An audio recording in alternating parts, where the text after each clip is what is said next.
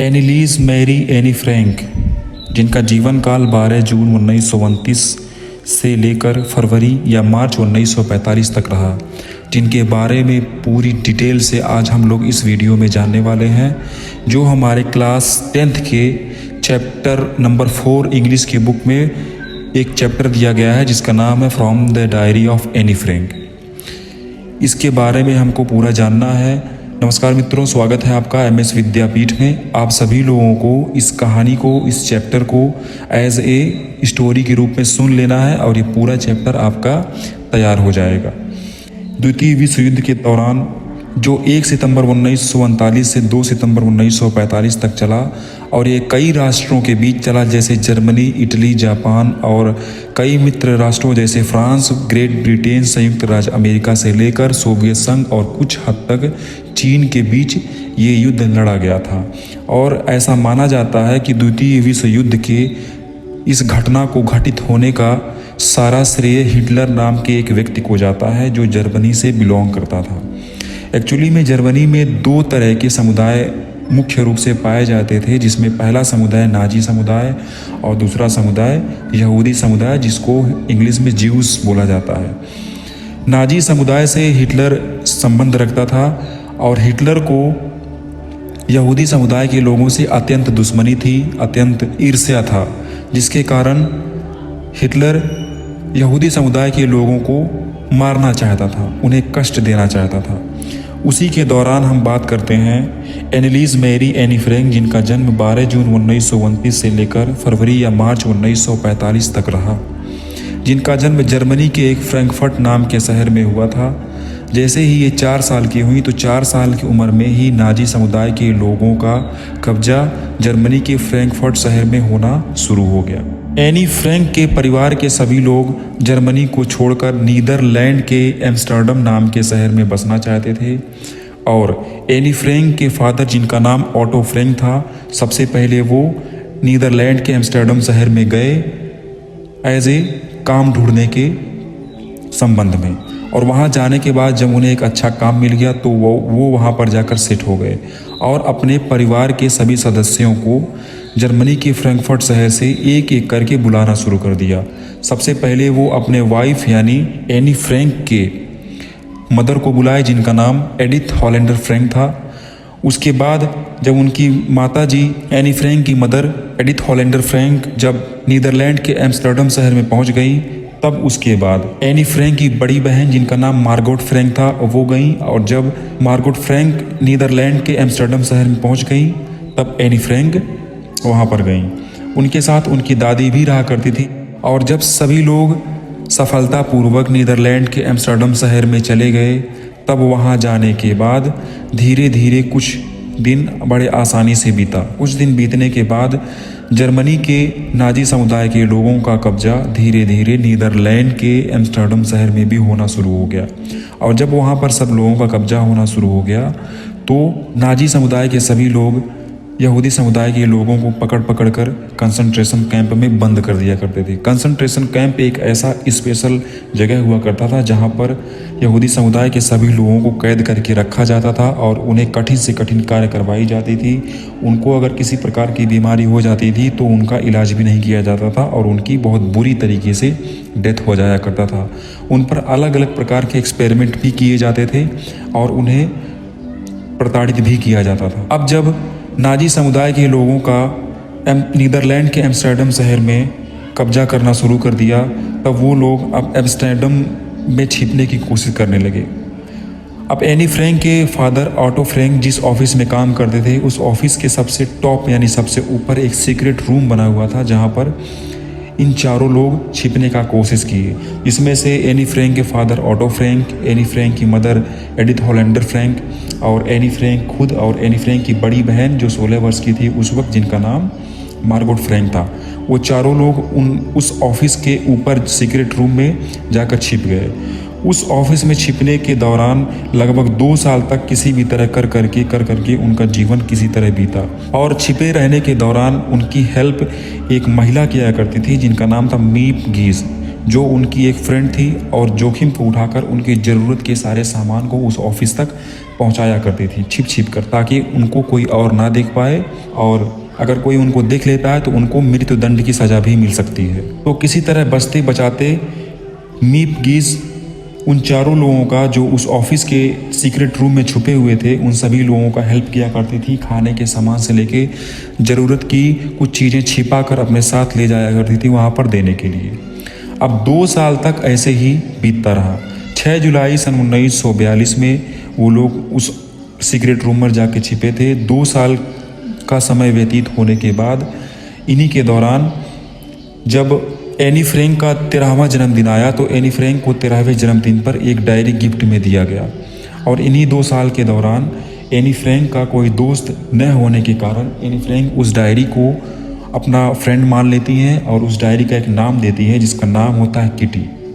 उस डायरी को ये अच्छे से रखती थी और उसमें अपने जीवन की 2 साल के बीच की सभी घटनाओं को लिखना शुरू किया, और उनके जीवन की सभी घटनाओं को उसमें दर्ज किया गया।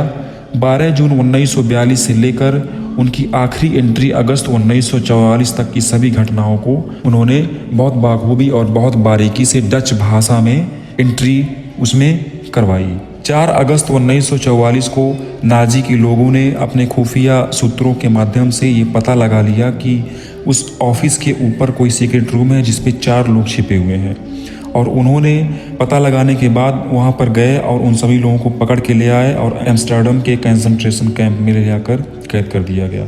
उस कैंप में बेसिकली पुरुषों को और महिलाओं को अलग अलग कर दिया जाता था। पुरुषों को अलग कैंप में भेज दिया जाता था और महिलाओं को अलग कैंप में, जिसमें सिर्फ एक ही पुरुष थे जो एनी फ्रैंक के फादर थे, जिनका नाम ओटो फ्रैंक था। और ओटो फ्रैंक अब अपने तीनों लोगों से, यानी अपने दोनों बेटियों और अपने वाइफ एडिथ हॉलैंडर फ्रैंक से अलग हो गए और उनको एक दूसरे कंसंट्रेशन कैंप में भेज दिया गया। अब एनी फ्रैंक, मार्गोट फ्रैंक और उनकी मदर एडिथ हॉलैंडर फ्रैंक को उस कंसंट्रेशन कैंप में कैद कर दिया गया, और उसी के दौरान उनको भारी से भारी काम दिया जाता था और उनको कठिन से कठिन काम करवाया जाता था।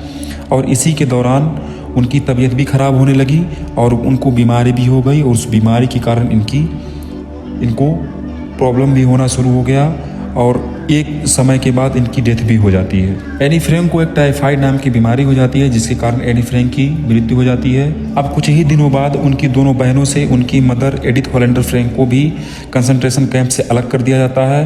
अब 2 सितंबर को बर्गन विल्सन कैंप में उनको भेज दिया जाता है, और बर्गन विल्सन कैंप में ही उन 2 सिस्टर्स का, उन 2 बहनों की डेथ हो जाती है। वर्ल्ड वार ख़त्म होने के बाद उनके पिता ही एकमात्र ऐसे व्यक्ति थे जो बच पाए थे, बाकी उनके परिवार के सभी लोग का डेथ हो गया था। उनके फादर जब बचकर वापस आए तो वही एक महिला मीप गीज जो उनका हेल्प किया करती थी, और मीप गीज के पास वो सारी बुक्स वगैरह, उनकी ज़रूरत की सारी चीज़ें उनके घर के उनके पास थी, क्योंकि मीप गीज ने उन सभी के अरेस्ट होने के बाद वहाँ के सभी चीज़ों को कलेक्ट कर लिया था। जब उनके पिता ऑटो फ्रैंक मीप गीज से मिलने आते हैं तो मीप गीज उनको उस डायरी को उनके पिताजी को देती हैं, और जब उनके पिता ऑटो फ्रैंक उस डायरी को पढ़ते हैं तो वो उसमें बताते हैं कि उनको बहुत प्रॉब्लम होती थी उसको पढ़ने में, और वो एक दिन में 1 से 2 ही पेज पढ़ पाते थे, उससे ज़्यादा वो नहीं पढ़ पाते थे, वो रोने लगते थे। ऑटो फ्रैंक को उनके दोस्तों के द्वारा और मीप गीज के द्वारा एक सुझाव दिया गया कि वो इस डायरी को पब्लिश करवाएं, और तब ऑटो फ्रैंक ने ये डिसीजन लिया कि उस डायरी को ये पब्लिश करवाएंगे। और ऑटो फ्रैंक ने उस डच भाषा में लिखे हुए डायरी को इंग्लिश लैंग्वेज में और 70 से ज़्यादा लैंग्वेज में ट्रांसलेट करवाया और उसको पब्लिश करवाया। देखते ही देखते बहुत जल्द बाइबल के बाद दूसरे नंबर की एक ऐसी दुनिया की किताब बन गई जो सबसे ज़्यादा पढ़ी जाने लगी। उसके बाद उसी डायरी पर आधारित बहुत सारे फिल्में भी बनाए गए, टेलीविज़न नाटकीय निर्माण भी बनाया गया, एक ओपेरा और नाटक भी बनाया गया। नेल्सन मंडेला जब जेल में थे, जब उनका देश कलर डिस्क्रिमिनेशन से जूझ रहा था, जब नेल्सन मंडेला जेल में रहने के दौरान वो भी इस डायरी को पढ़े हुए थे, और इस प्रकार एक परिपक्व और अंतर्दृष्टि वाले दिमाग के काम के रूप में वर्णित यह डायरी नाजी सत्ता में रोज़मर्रा के जीवन का करीब से निरीक्षण करती है।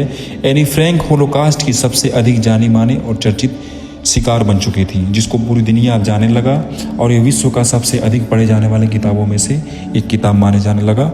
और इस किताब को the diary of a young girl के नाम से पब्लिश करवाया गया, और बाद में इस किताब से एक छोटा सा उद्धरण आपके चैप्टर में दिया गया है जिसका नाम from the diary of Anne Frank है। अब हम लोग चलते हैं अपने चैप्टर की ओर। हमारे इस चैप्टर में जो चीज़ें लिखी हुई हैं बेसिकली उनकी स्कूल लाइफ की सारी चीज़ें लिखी हुई हैं और हम लोग इसके बारे में जानना शुरू करते हैं। अब इसमें लिखा हुआ है कि एनी फ्रैंक बताती हैं कि उनके जैसे लड़की के लिए डायरी लिखना वास्तव में एक विचित्र अनुभव रहा है, क्योंकि इससे पहले उनका कोई फ्रेंड नहीं रहा है। उनको लगता है कि कोई 13 वर्ष के लड़की के विचारों को पढ़ने में रुचि क्यों रखेगा, इसलिए वो चाहती हैं कि कोई मित्र रखने से ज़्यादा इम्पोर्टेंट ये मानी जाए कि उनके अंदर जो भी विचार चल रहे हैं वो अपने विचारों को बाहर रखें। और उन्होंने एक बड़ी शानदार बात बताई कि कागज़ के अंदर मनुष्यों की तुलना में बहुत अधिक सहनशीलता होती है। यदि मनुष्यों को कोई भी अपनी सीक्रेसी बता दी जाए तो वो किसी दूसरे को बता सकता है, लेकिन कागज़ अपने अंदर बहुत ही धैर्य और पेशेंस रखता है, वो अपनी बातों को दूसरों से नहीं कहता। एक दिन वो अपने घर में अपने हाथों को अपने ठुड्डी पर रख के बैठी ही हुई होती हैं और उनका एक छुट्टी का टाइम चल रहा होता है और वो सोचती हैं कि उनको बाहर जाना चाहिए या नहीं जाना चाहिए। उनके पास कोई भी फ्रेंड नहीं था और यही बात उनको एक प्रेरणा देती है कि उनको एक डायरी रखनी चाहिए, अपने फ्रेंड के रूप में एक डायरी को बना लेनी चाहिए।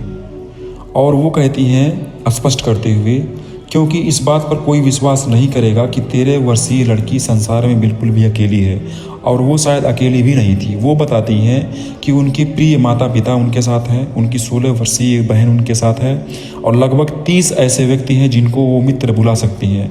उनका पूरा परिवार है, उनके परिवार में उनकी आंटीज़ लोग हैं और उनका एक अच्छा सा घर भी है जिसमें रहने वाले सभी लोगों को ये अपना फ्रेंड बुला सकती हैं। ऊपर से तो लगता है कि इनके पास सब कुछ है सिवाय एक मित्र के। और वो ये भी बताती हैं कि जब मैं अपने मित्रों के साथ हुआ करती हूँ तो केवल मौज मस्ती के बारे में ही वो सोचती हैं और साधारणतः प्रतिदिन की बातों के अलावा किसी और बात के बारे में वो नहीं सोचती थी।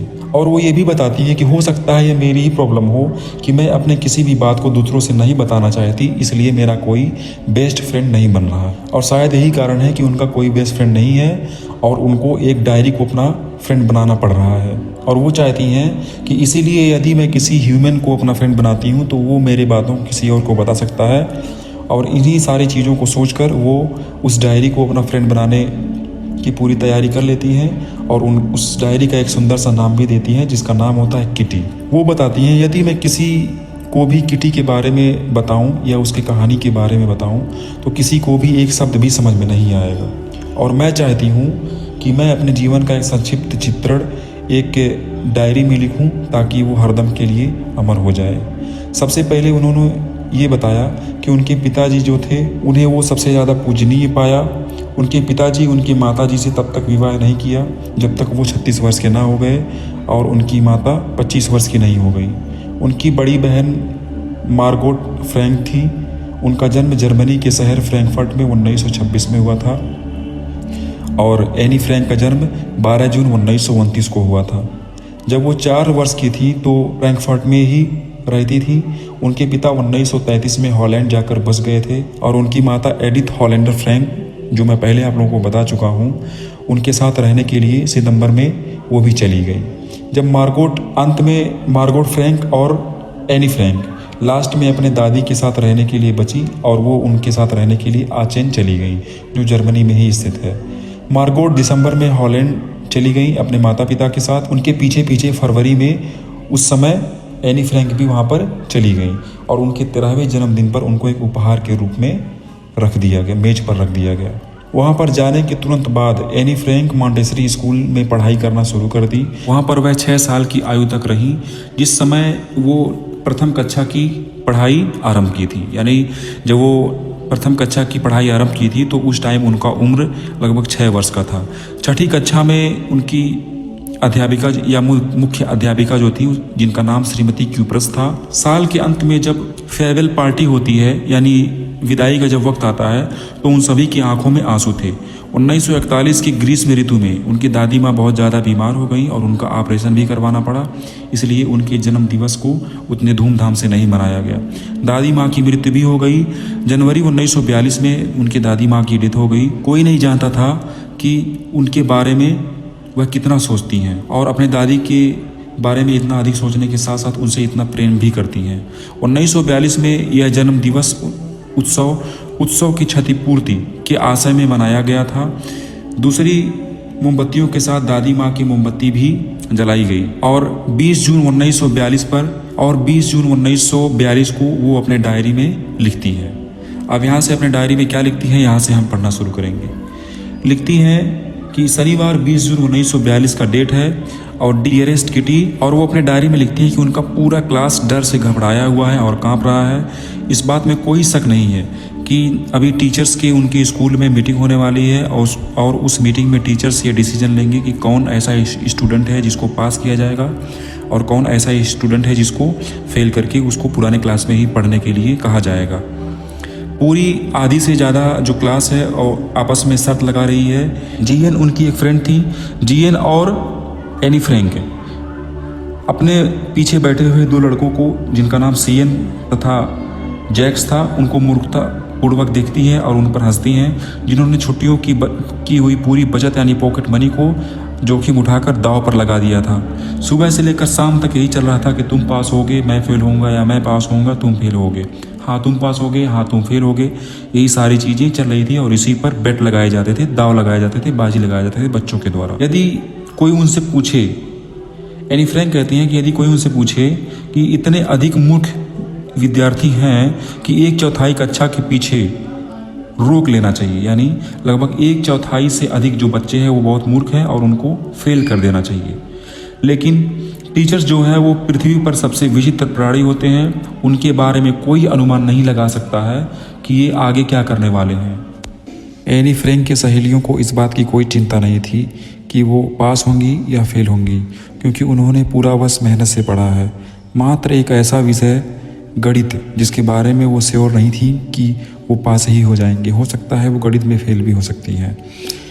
इसके अलावा उनके पास करने के लिए और कुछ भी नहीं था, उनके अलावा सिर्फ करने के लिए वेट था। इसलिए उन्होंने प्रतीक्षा किया और एक दूसरे का साथ दिया और एक दूसरे का साथ न छोड़ने के लिए एक दूसरे को प्रेरित भी किए। एनी फ्रैंक बताती हैं कि उनकी स्कूल के सभी टीचरों से बहुत अच्छी बनती थी।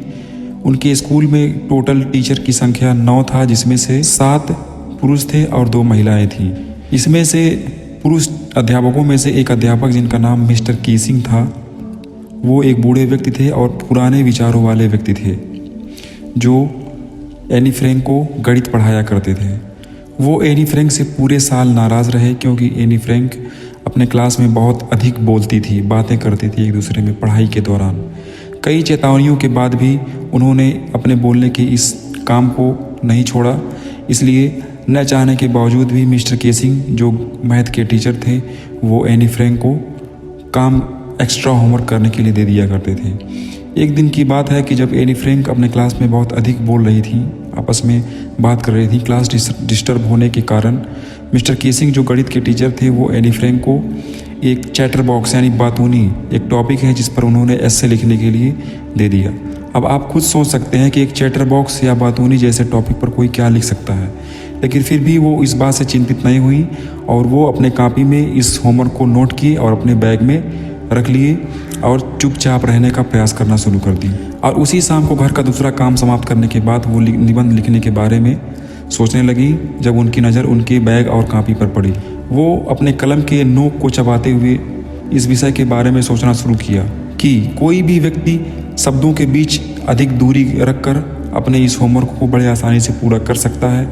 लेकिन एनी फ्रैंक अपने इस होमवर्क को तर्क के साथ मिस्टर कीसिंग के सामने रखना चाहती थी। वो इसके बारे में काफ़ी विचार की और काफ़ी ज़्यादा सोची। इन सभी चीज़ों को सोचने के बाद उनके मन में अचानक एक सुझाव आया। मिस्टर कीसिंग के द्वारा चैटर बॉक्स यानी बातूनी बिंदु पर 3 पेज लिखने के लिए होमवर्क दिया गया था और उन्होंने उस होमवर्क में 3 पेज को लिखने के साथ साथ यह तर्क दिया कि अधिक बात करना विद्यार्थी का एक गुण होता है, ज़्यादा बात करना विद्यार्थी का एक ट्रेट होता है। यदि विद्यार्थी अधिक बोलेगा नहीं तो वो चीज़ों को अच्छे से कैसे सीख पाएगा। और वो अपने होमवर्क में लिखती हैं कि मैं अपनी इस आदत को पूर्ण रूप से नहीं छोड़ सकती क्योंकि ये आदत मुझे विरासत में मिली है। मेरी माता भी बहुत अधिक बोलती हैं, इसलिए ये बोलने की जो ट्रेट यानी आदत है ये मुझे विरासत में मिली है, इसलिए मैं इसको आसानी से नहीं छोड़ सकती। जब मिस्टर कीसिंग इस होमवर्क को देखे तब वो बहुत हंसे और अगले लेसन को पढ़ाना शुरू कर दिया। और जैसे ही अगले लेसन को पढ़ाना शुरू किया, एनी फ्रैंक फिर से बोलना क्लास में शुरू कर दी, जिसकी वजह से क्लास काफ़ी डिस्टर्ब हुआ। और जैसे ही क्लास डिस्टर्ब हुआ तो मिस्टर केसिंग डिस्टर्ब होने के साथ साथ उनको एक और टॉपिक पर होमवर्क दे देती हैं एस्से लिखने के लिए। उस टॉपिक का नाम था कि एक ऐसा बातूनी जिसे सुधारा न जा सके, यानी एक ऐसी चैटर बॉक्स जिसको एक ऐसी लड़की जो बहुत अधिक बोलती है, बकबक करती रहती है क्वैक क्वैक बत्तख की तरह, और जिसको सुधारा न जा सके, इस टॉपिक पर उनको एस्से लिखने के लिए होमवर्क दे देते हैं मिस्टर केसिंग। लेकिन एनी फ्रैंक जब इस होमवर्क को भी बड़े सफाई और बारीकी से लिख कर मिस्टर केसिंग से चेक करवा दी तो मिस्टर केसिंग की जुबान बंद हो गई और अगले पूरे लेसन पढ़ाने के दौरान वो कभी एनी फ्रैंक से शिकायत नहीं किए। लेकिन तीसरे पार्ट के दौरान जैसे ही मिस्टर केसिंग तीसरा लेसन पढ़ाना शुरू किया गणित का, तो एनी फ्रैंक काफ़ी मात्रा में ज़्यादा बोलने लगी और अब बहुत ज़्यादा हो गया था। कक्षा में अधिक बोलने के दंड के रूप में उन्हें quack quack quack mistress chatter box एक टॉपिक है जिस टॉपिक पर उनको निबंध लिखने के लिए एक्स्ट्रा होमवर्क दे दिया गया तीसरी बार। और जैसे ही मिस्टर केसिंग ने एनी फ्रैंक को ये होमवर्क दिया, पूरा क्लास शोर करते हुए हंसने लगा। और एनी फ्रैंक बताती है कि इस विषय पर यानी चैटर बॉक्स टॉपिक पर जितने भी शब्द उनके पास थे, उनकी जो स्किल थी, कुशलता थी, वो अब समाप्त हो चुकी है। अब वो इसे अधिक नहीं लिख पाएंगी इसके बारे में। लेकिन अब समय आ गया था किसी और विषय पर लिखने का, इसी मौलिक विषय पर लिखने की अब बारी आ चुकी थी। इसलिए उनकी सहेली थी जिनका नाम सैनी था, उन्होंने एक निबंध को आरंभ से लेके यानी शुरू से लेके अंत तक उस निबंध को लिखने में सहायता की। और जब ये निबंध पूर्ण हो गया तो एनी फ्रैंक उसको पढ़ने के बाद यानी देखने के बाद खुशी से उछल पड़ी और कहने लगी कि मिस्टर केसिंग जो मेरा मजाक बनाना चाहते थे, और आज मैं ये निश्चित कर दी कि उन्हीं का ही मजाक बन गया। यानी मिस्टर केसिंग पर ही लोग फिर से दोबारा हंसने लगे। और वो इस एस्से को एक कविता के रूप में लिखी हुई थी और उन्होंने इस कविता को समाप्त की और ये बहुत सुंदर तरीके से कविता बनकर तैयार भी हुई, जो एक माता बत्तख की एक कहानी थी। एक बत्तख थी जिसमें और एक हंस था जो पति पत्नी थे। बत्तख जो माता थी और जो हंस था वो पिता था। 3 छोटे छोटे बच्चे के बारे में एक कहानी थी जिस कहानी में पिता हंस ने उन तीनों बच्चों को काट काट कर मार डाला था, इसलिए क्योंकि वो तीनों बच्चे जो थे वो बहुत अधिक क्वैक क्वैक क्वैक करके आवाज़ निकालते थे और अधिक बोलते थे। सौभाग्य से मिस्टर केसिंग उनके इस निबंध में जो कविता के रूप में लिखी हुई थी, उन्होंने इस मजाक को पकड़ लिया और उन्होंने इस कविता पर अपना कमेंट भी किया और पूरी क्लास को इस कविता को सुनाया। यहाँ तक कि दूसरे क्लास में भी जाकर उन्होंने इस कविता को सुनाया। तब से लेकर अब तक एनी फ्रैंक को बोलने की अनुमति दे दी गई है कि अब एनी फ्रैंक कभी भी कितना भी चाहे वो बोल सकती है। अब एनी फ्रैंक को एक्स्ट्रा होमवर्क भी नहीं दिया जाता है। ठीक इसी प्रकार जैसे मिस्टर केसिंग गणित के टीचर होने के साथ साथ एक बहुत सीरियस और पुराने ख्यालों वाले व्यक्ति थे, आज उनका पूरा ही कैरेक्टर बदल चुका है। अब वो कंटिन्यू बच्चों के साथ मजाक करते हैं और हंसते भी रहते हैं।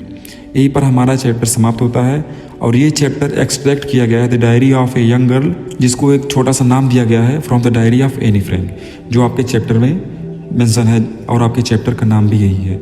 बच्चों, मिलते हैं कल इसी उम्मीद के साथ एक नए वीडियो में। बाकी आप लोग अपनी पढ़ाई को जारी रखें। अगर ये कहानी आपको समझ में नहीं आई हो तो वीडियो को एक बार फिर से रिपीट करें। और अंत में मैं आपसे एक रिक्वेस्ट करना चाहता हूँ कि इस चैनल को लाइक करें, शेयर करें और सब्सक्राइब करना ना भूलें। सब्सक्राइब करने के बाद बेल आइकन को भी ऑल पर क्लिक कर दें ताकि इस प्रकार की सभी वीडियो आपके पास समय समय से पहुँचता रहे। इसके क्वेश्चन आंसर भी अब इसके बाद सॉल्व करवाए जाएंगे। तब तक के लिए जय हिंद।